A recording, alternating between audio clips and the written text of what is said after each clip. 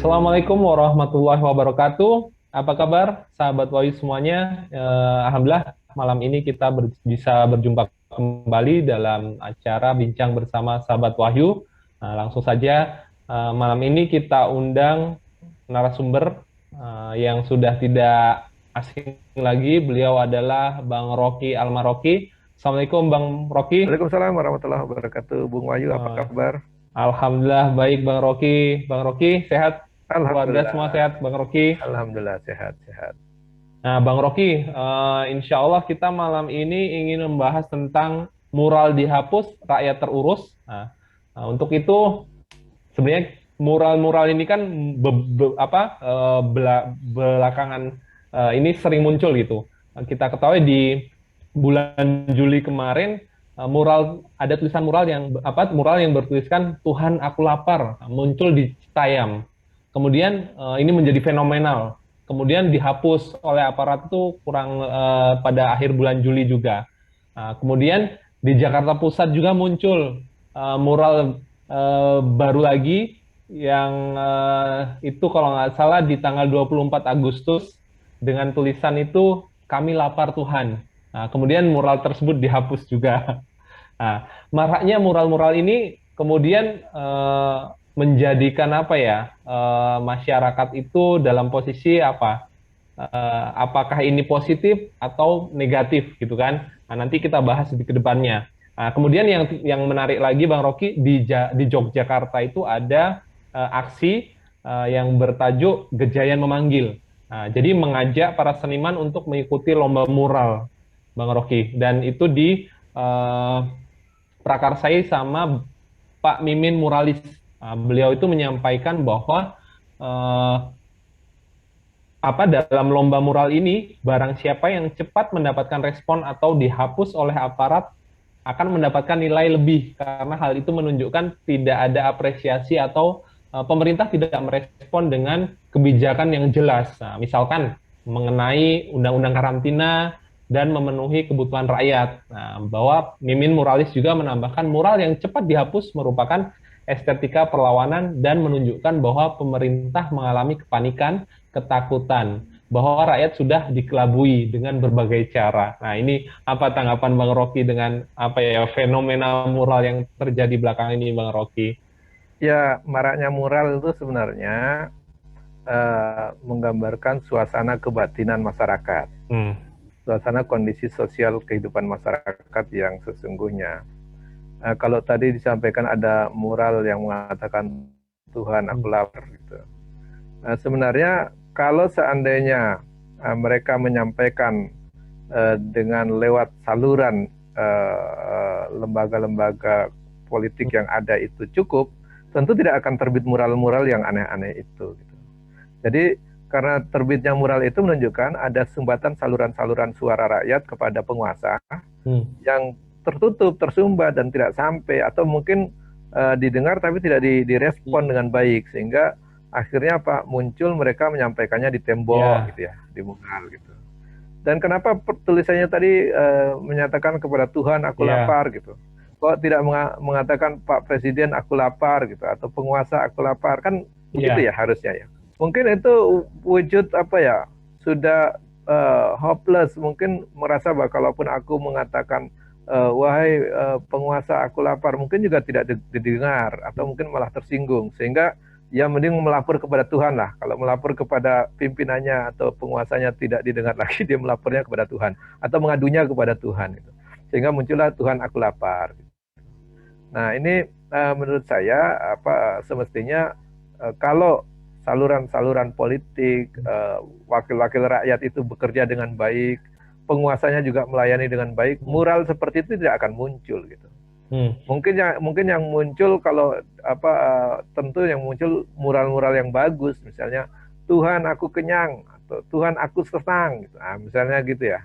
Nah, itu berarti menunjukkan suara kebatinan masyarakat saat itu lagi senang. Nah, gitu atau lagi bahagia. Kalau mural yang muncul seperti itu berarti memang suasana masyarakat itu sedang sedih atau memang mewakili suasana masyarakat yang sedang laparan atau kekurangan makanan. Artinya ini bahwa Rizal Ramli juga menyampaikan bahwa kenapa mural ini marak, Bang Rocky, ternyata karena DPR-nya juga sudah bersatu padu dengan eksekutif dalam kesatuan pro-oligarki. Jadi tidak akan membela rakyat. Nah, kata beliau hari Minggu 22 Agustus lalu, Bang Rocky. Apa tanggapan Bang Rocky? Ya, kalau menurut saya argumen gitu ya, yang rasional gitu. Karena dalam teori komunikasi publik, kalau apa rakyat itu merasa terlayani, kemudian merasa tercukupi kebutuhannya, tentu dia tidak akan mengeluh, gitu, tidak akan mengeluh, tidak akan mengadu atau memprotes penguasa. Tapi kalaupun dia pun membuat mural, mungkin wujudnya wujud suasana yang menyenangkan. Jadi kalau menurut saya itu memang respon penguasa juga dengan menghapus mural itu menunjukkan juga tidak pro kepada rakyat. Jadi semestinya yang dihapus itu kemiskinannya, bukan muralnya. Jadi atau kelaparannya yang dihapus, bukan tulisan muralnya yang dihapus. Jadi semestinya pemerintah membuat kebijakan yang itu bisa menciptakan mural-mural yang memuji dia gitu, buat bahagia semua masyarakat gitu. Nah kalau tidak, nanti kerjanya pemerintah hanya menghapusi mural. Nah, semestinya pemerintah tuh fokus membuat kebijakan yang bisa menciptakan masyarakat senang dan menciptakan masyarakatnya terurus dengan baik, masyarakatnya kenyang, sehat, pintar, sehingga yang muncul mural-mural yang memuji-muji prestasi pemerintah, memuji-muji prestasi penguasa, memuji-muji kebijakan penguasa. Saya pikir itu akan terjadi kalau penguasa atau pemerintah itu melakukan tugasnya dengan baik untuk melayani masyarakatnya, sehingga masyarakatnya tidak ada celah untuk membuat mural yang bernada kritik atau bernada miring. Nah, pemerintah yang baik itu dia akan fokus bekerja untuk menjalankan kewajibannya dan memberikan hak rakyatnya. Jadi kan ada dua sisi situ. Bagi rakyat itu adalah hak untuk dilayani, bagi pemerintah atau penguasa atau rejim yang berkuasa itu punya kewajiban untuk mengurusi rakyatnya, sehingga masalah rakyatnya tidak boleh ada satupun yang lapar atau satupun yang sakit atau satupun yang tidak aman gitu. Nah, sehingga kalau itu adalah kewajiban penguasa, maka yang sebaliknya rakyat itu merupakan hak dia gitu. Nah, kalau haknya rakyat ini tidak terpenuhi, maka muncullah kegundahan, sehingga muncullah suara-suara di jalur politik tidak masuk atau tersumbat, akhirnya dilampiaskan atau tersalurkan lewat mural tadi. Nah, itu membentuk kebatinan dan kondisi sosial yang real di tengah-tengah masyarakat. Begitu, Wahyu. Baik. Kemudian, apakah dahulu itu juga sudah ada mural-mural seperti sekarang ini, Bang Rocky? Mungkin pada saat zaman perjuangan dahulu atau mungkin berapa puluh tahun yang lalu, begitu, Bang Rocky? Iya, kalau ini kan tadi saya bilang selama manusia itu masih ada, hidup, tumbuh dan berkembang di dalam suatu lingkungan sosialnya, tentu ketika saluran publiknya itu muncul, dia akan menyalurkan lewat saluran politik yang ada. Kalau tidak ada, dia akan menyalurkan dengan apa yang bisa tersalurkan. Nah, salah satunya dengan mural. Nah, mural itu mewakili suasana kebatinan masyarakat dan situasi politik yang ada saat itu. Nah, kalau kita lihat di zaman pra-kemerdekaan, bahkan sebelum Indonesia merdeka ini, mural-mural itu sudah muncul gitu. Bahkan kalau kita lihat di mural-mural di masa kemerdekaan, masa perjuangan, itu kan muralnya bagus-bagus itu. Misalnya pernah saya baca Amerika kita setrika, Inggris kita linggis, gitu. Itu kan gagah itu. Kalau suasana masyarakatnya sedang berjuang dan bersemangat, maka mural yang muncul adalah mural yang penuh semangat dan penuh perjuangan, nah gitu, penuh epic gitu, penuh gelora gitu. Nah, kalau sekarang misalnya Tuhan aku lapar, itu menunjukkan hopeless itu, tidak ada semangat itu, gimana coba menunjukkan kelaparannya. Mungkin kalau yang muncul tuh mural, misalnya contohnya ya, kita bisa menghadapi COVID, kita akan bersama bisa melewatinya, kita akan kuat bersatu menghadapi. Itu berarti wujudnya optimis. Tapi justru yang muncul bukan mural itu, gitu kira-kira. Bahkan yang muncul dipaksa sehat di negara yang sakit, itu kan menunjukkan sebaliknya. bahwa suasana masyarakat itu dia memang tidak happy gitu, tidak happy, tidak nyaman. Jadi itu mungkin yang menunjukkan bahwa kita ini ada pergeseran. Kalau di era-era awal kemerdekaan, di masa kemerdekaan tuh muralnya itu penuh semangat, penuh optimisme, penuh perjuangan. Kok sekarang tuh muralnya ya tadi itu penuh kegalauan, suasana sosial masyarakatnya penuh kepedihan atau ketidaksehatan atau kelaparan gitu atau kesusahan gitu. Akhir-akhir mural-mural itulah gambaran-gambaran kondisi sosialnya seperti Baik, itu. Bang Roy, kita kembali ke tanggapan pemerintah. Artinya sebenarnya ketika pemerintah itu mempunyai prioritas dalam menyelesaikan masalah, gitu. Artinya kan sekarang ketika rakyat membuat mural, justru penguasa ataupun pemerintah menghapus, gitu kan. Ya, Nah, apabila kita seharusnya masalahnya itu kan apa, kemiskinan, gitu kan, rakyatnya memang dalam kondisi kelaparan, harusnya pemerintah melakukan memberikan solusi kepada rakyat sehingga mural-mural itu nggak perlu dihapus oleh pemerintah. Mungkin rakyat sendiri yang akan menghapus ketika memang pemerintah bisa melakukan melayani rakyat dengan baik, gitu Bang Rocky. ya, ya. Memang semestinya tugas penguasa atau tugas pemerintah itu memberikan hak rakyat. Memberikan hak rakyat itu kan sesuai dengan cita-cita berdirinya sebuah negara merdeka, yaitu melindungi rakyatnya supaya aman. Kemudian jangan lupa mencerdaskannya gitu ya. Kemudian mensejahterakannya gitu. Mensejahterakan itu dalam konteks ini orang bisa sejahtera kalau dia kenyang, dia sehat. Nah, itu sejahtera itu. Dia akhirnya bisa sekolah, bisa pinter, jadi cerdas itu. Nah, kalau dia sudah lapar, ya tentu untuk jadi cerdas susah itu. Udah kelaparan, untuk sehat juga susah itu gitu. Jadi kompleks itu, kompleks. Jadi pemerintah mestinya membuat kebijakan yang fokus, sibuk dan fokus untuk melakukan kebijakan itu, dan untuk menabrak persoalan atau menyelesaikan persoalan yang tadi, kemiskinan, kelaparan, kesehatan, ekonomi itu. Nah, kalau itu dilakukan gitu dengan baik, maka tidak akan muncul mural-mural yang seperti tadi itu gitu. Mungkin yang muncul muralnya bukan Tuhan aku lapar, tapi mungkin terima kasih penguasa atau terima kasih Pak Presiden gitu. Aku kenyang, gitu. Aku sehat gitu. Aku tidak dipaksa sehat di negeri yang sakit, negeriku juga sehat, misalnya gitu. Jadi akan muncul mural-mural yang bagus-bagus gitu. Jadi yang menunjukkan suasana kebatinan, suasana masyarakat yang ada saat itu mural dibuat itu. Nah, itu mestinya pemerintah fokusnya di situ. Jadi daripada aparat itu dikerahkan untuk sibuk menghapusi mural, mending dia kerja keras untuk menghapus kemiskinan. Daripada dia dipaksa aparatnya untuk memeriksa tembok-tembok gitu, menjagain, mending dia memeriksa rakyat yang mana yang sakit lagi itu, disehatkan gitu. Nah, gitu maksudnya. Daripada dia menjagai rakyat yang cepat-cepat menghapus muralnya gitu ya. Mending dia menjaga teritorial negeri ini, apakah ada negara asing yang menyusup masuk atau pekerja asing yang masuk sementara pekerja kita tidak bisa bekerja gitu. Nah, itu aparat menjaga itu saja gitu. Atau fokus di situ. Nah, kalau itu dilakukan, tidak akan keluar mural-mural yang seperti yang kita saksikan saat ini gitu. Jadi saran saya, penguasa atau pemerintahan mungkin kepada Pak Jokowi selaku pemimpin tertinggi negeri ini, fokuslah membuat kebijakan yang mensejahterakan rakyat, menyehatkan rakyat, membuat rakyat cerdas, membuat rakyat aman. Maka mural-mural itu akan terhapus sendiri.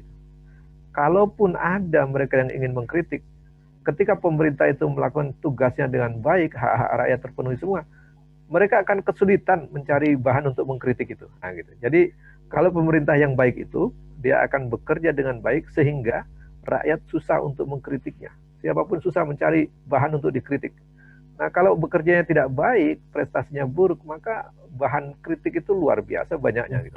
Sehingga itu yang saya lihat suasana masyarakat itu ya tersalurkannya tidak bisa tersalur lewat jalur saluran politik yang menjadi wakil-wakil rakyat mereka, mungkin karena sudah koalisi dengan partai-partai penguasa sehingga tidak lagi bisa mengarahkan suara rakyat, sehingga suara rakyat tersalurkannya di tembok-tembok gitu. Tidak bisa tersalurkan ke jalur kebijakan. tidak bisa tersalurkan ke pimpinan negara, akhirnya menyalurkan kepada, langsung melapornya tidak kepada laporan kepada pemimpinnya, dia lapor kepada Tuhan langsung. Itu lebih berbahaya gitu. Jadi kalau rakyat sudah mengadu kepada Tuhan, kalau doanya dikabulkan kan menyusahkan itu orang yang menjadi penguasa.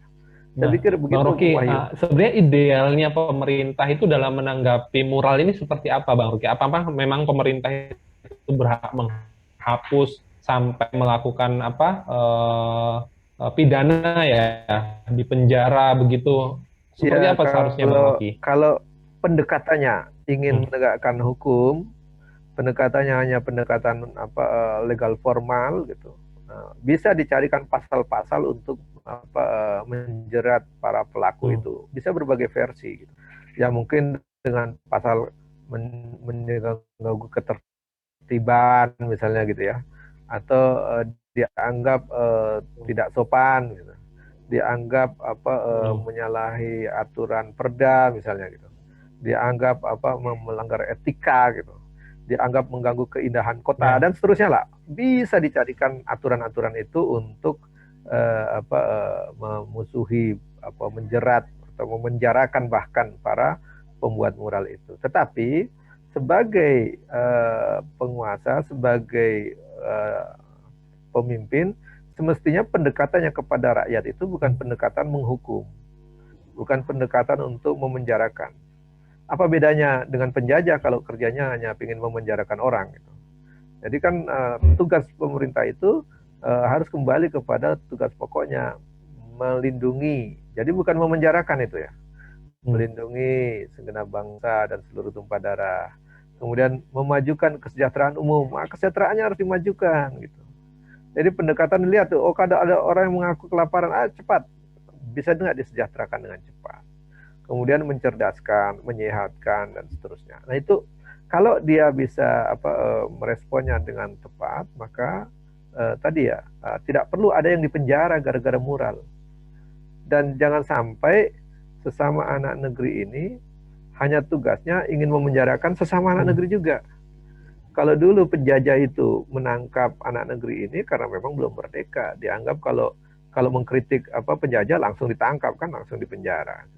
Masa sekarang kritik pemerintahannya sendiri, mengkritik penguasanya sendiri, mengalami nasib seperti perlakuannya para penjajah memperlakukan rakyatnya atau daerah jajahannya gitu. Nah ini tentu tidak boleh terjadi. Harus pendekatannya adalah pendekatan posisi sebagai pengaman, pelindung yang menjaga, melayani, mencerdaskan, bahkan mensejahterakan. Ini yang harusnya ada paradigma pemerintah, sehingga tidak perlu banyak orang di penjara. Semakin banyak orang di penjara menunjukkan negara itu tidak aman. Itu pasti itu. Atau semakin banyak rakyatnya di penjara berarti menunjukkan di negara itu hukum tidak bisa berlaku, mencegah kejahatan. Atau bahkan menunjukkan kriminalitas di negeri itu banyak. Nah, gitu menunjukkan akan ke sana. Oleh karena kurangilah orang di penjara itu. Selama masih bisa rakyat ini, saya pikir rakyat yang baik-baik lah ini. Ini kan hanya satu dua saja mungkin yang agak bandel. Itu saja yang mungkin diurus. Tapi kalau yang umum-umum itu hanya buat mural terus di penjara, ngapain buat penjara penuh gara-gara orang bikin kritik, bikin mural. Harusnya penjara itu bukan tempatnya orang yang mengkritik, orang yang berbeda pendapat, orang yang berbeda pandangan, orang yang ingin menasihati penguasa, orang yang ingin negeri ini baik. Jangan dipenjara, justru itu dijadikan amunisi untuk bekerja lebih baik. Yang di penjara cukuplah yang kriminal-kriminal itu, yang mencuri uang negara, mencuri uang rakyat, para maling, para pembunuh, itu yang para begal, itu yang ditangkap. Masa orang mengkritik malah dipersoalkan, sementara yang lain itu banyak di luar tidak dipersoalkan. Mungkin begitu. Baik, terima kasih Bang Rocky. Sobat Wahyu, kita sampai di segmen apa kata mereka.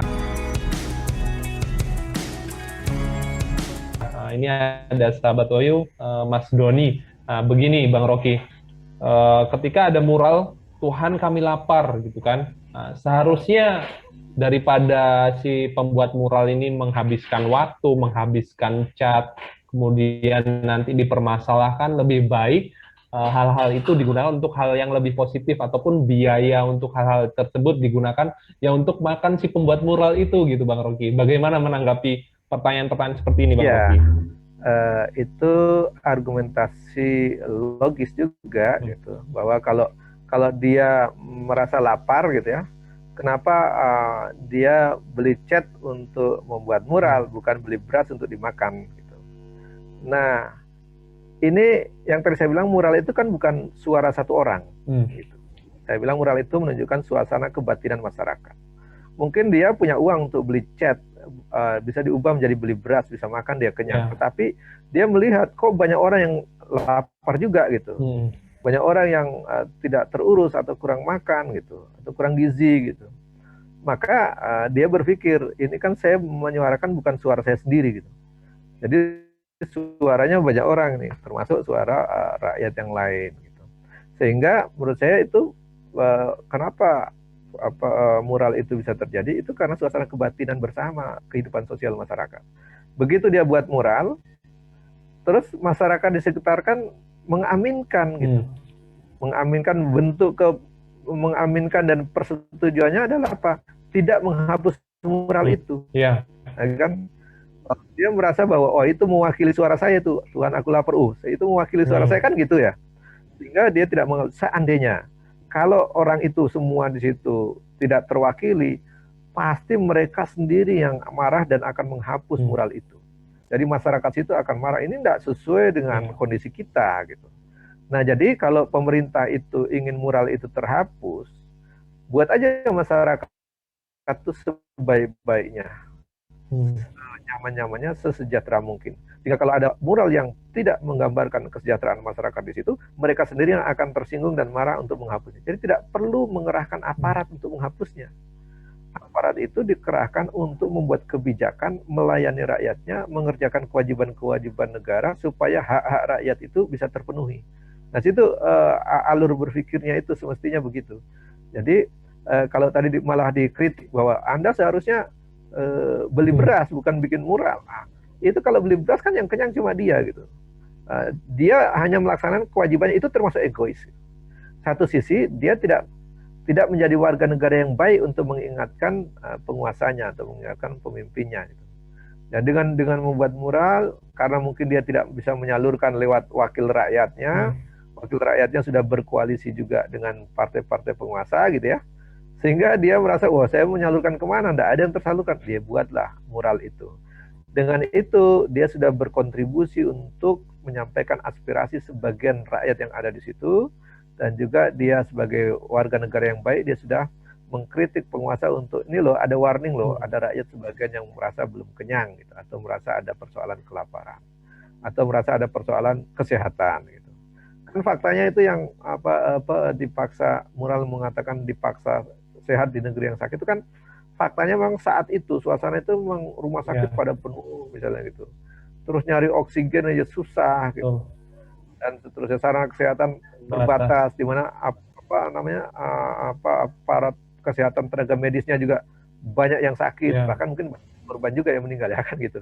Nah itu kan suasana kebatinan itu yang tercermin dari mural itu gitu.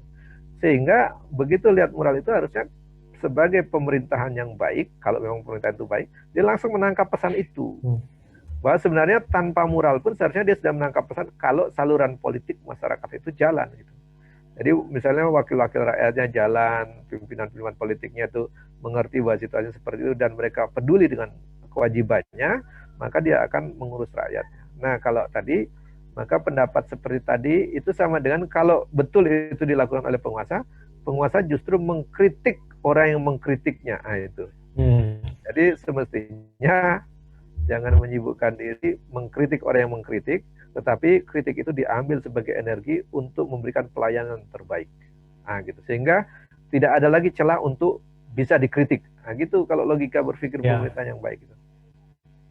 Jadi lebih fokus kepada tugas ya melayani rakyat itu sendiri ya, Bang Rocky. Betul. Baik Bang Rocky, pertanyaan berikutnya itu sebenarnya dalam Islam ada nggak terkait mural ini atau apa pandangan Islam terkait mural Bang Rocky? Iya, kalau mural itu dalam Islam tentu diberi ruang ya namanya untuk sampaikan apa namanya tuh aspirasi ataupun keinginannya.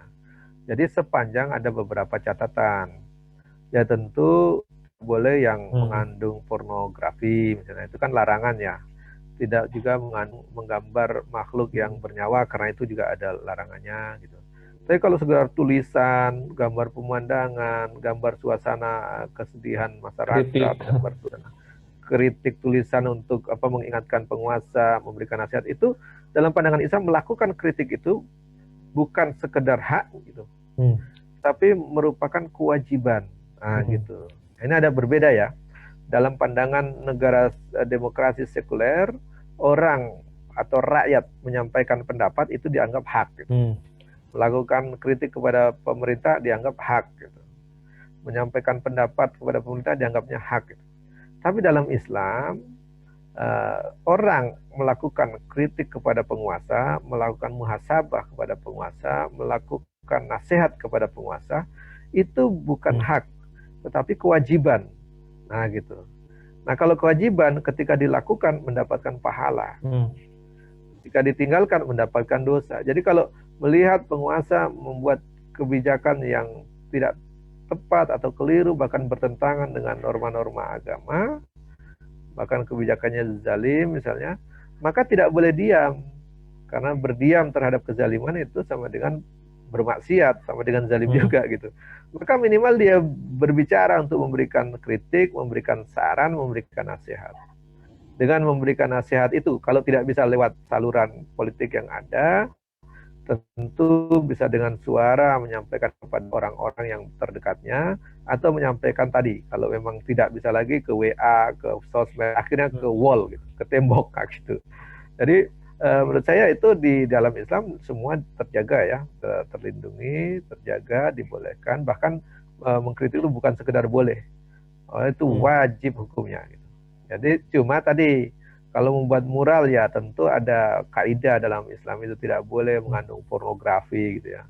Tidak boleh juga membuat kalimat-kalimat yang tidak ahsan gitu, yang mengumpat, mencaci maki, itu tidak boleh dalam Islam.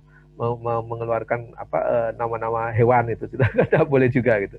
Jadi melakukan suatu muhasabah itu dengan kalimat yang ahsan, yang terbaik. Banyak kalau memang ada yang sangat geram mungkin dengan bahasa yang lebih keras mungkin ya. Itu kita tidak salahkan, tapi intinya bagi penguasa harusnya menangkap bahwa itu adalah sinyal sebagai wujud kasih sayang rakyat kepadanya, bahwa dia ada kewajiban yang belum dia laksanakan, sementara ada hak rakyat yang belum diberikan. Nah itu harusnya cara pandangnya itu. Bagus rakyat itu mengingatkan dan minta ketika pemimpin itu masih hidup dan masih bisa memberikan.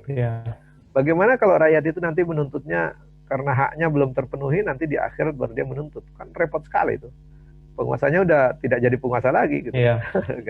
Jadi ini wujud kasih sayang sebagai rakyat kepada pemimpinnya, kepada penguasanya, supaya menjalankan kewajiban-kewajibannya gitu. Sementara hak rakyat untuk menuntut hak-haknya gitu. Baik Bang Rocky, terima kasih jawabannya sangat mencerahkan untuk sahabat Wahyu semuanya. Nah, untuk ini yang terakhir nih, mungkin ada nasihat atau closing statement, nasihat untuk untuk para kaum milenial, anak pemuda-pemudi di Indonesia, kemudian juga kepada pemerintah gitu, supaya lebih fokus gitu kan kepada menyelesaikan masalah, memberikan solusi daripada menghapus mural, begitu Bang Rocky. Iya, saya menyampaikan catatan dan mungkin pesan kepada para milenial maupun penduduk negeri ini, bahwa ada kewajiban kita ketika melihat suatu kezaliman itu ada, maka kita tidak boleh diam, gitu, tidak boleh berdiam diri, maka kita harus menyuarakannya. Perkara menyuarakannya itu bisa menggunakan berbagai cara, termasuk dengan di sosial media, bisa juga kalau ketemu langsung, misalnya menghadap langsung, memberikan nasihat gitu. Jadi kalau menghadap langsung kepada presiden atau pemimpin, jangan minta kerjaan atau minta hadiah, atau ketemu cuma minta sepeda gitu kan. Berilah nasihat, itu katanya bahwa saya sekolah belum selesai Pak, biayanya belum ada misalnya itu. itu kewajiban bapak. Nah, misalnya gitu ya. Jadi jangan ketemu minta hadiah sepeda, misalnya. Itu apa hal yang sudah semestinya biasa diberikan, tapi harus diingatkan. Jadi kaum milenial, masyarakat umum, saya ingatkan bahwa menasihati penguasa, menasihati pemimpinnya itu bukan hak, tetapi bukan kewajiban yang harus ditunaikan. Jadi kalau melihat suatu kemaksiatan, kemungkaran, kewajiban yang belum dilaksanakan oleh mereka, maka kita punya kewajiban untuk mengingatkan, menasihatinya, dan mengkritiknya. Itu yang bagi rakyat dan para milenial. Bagi penguasa, bagi pemerintahan yang sedang berkuasa, sedang menduduki kursi jabatannya, maka ingatlah bahwa jabatan itu bisa membuat Anda mendapatkan pahala yang besar kalau itu digunakan dengan benar. Pertama, ukuran benar itu sesuai dengan ketentuan yang Allah turunkan, yaitu kebaikan sesuai perintah dan larangan Allah. Nah, kalau itu dilakukan sesuai dengan perintah dan larangan, maka pahala yang besar yang akan didapat. Tapi kalau dengan kebijakannya itu membuat rakyat menderita dan membuat rakyat sedih, membuat rakyat menangis bahkan, mereka sengsara atau merasa terzalimi, doa-doa mereka juga sangat mustajab, terkabulkan, sehingga bahaya juga bagi pemimpin, dan itu bisa menyusahkan dia ketika di akhirat nanti. Oleh karenanya, suara-suara dari rakyat, kritik, nasihat, dan saran mestinya ditanggapi dengan baik, ucapan terima kasih kepada mereka yang memberikan saran, karena itu wujud kasih sayang, dan berilah kebijakan yang betul-betul untuk memelihara urusan-urusan mereka dan mensejahterakan mereka.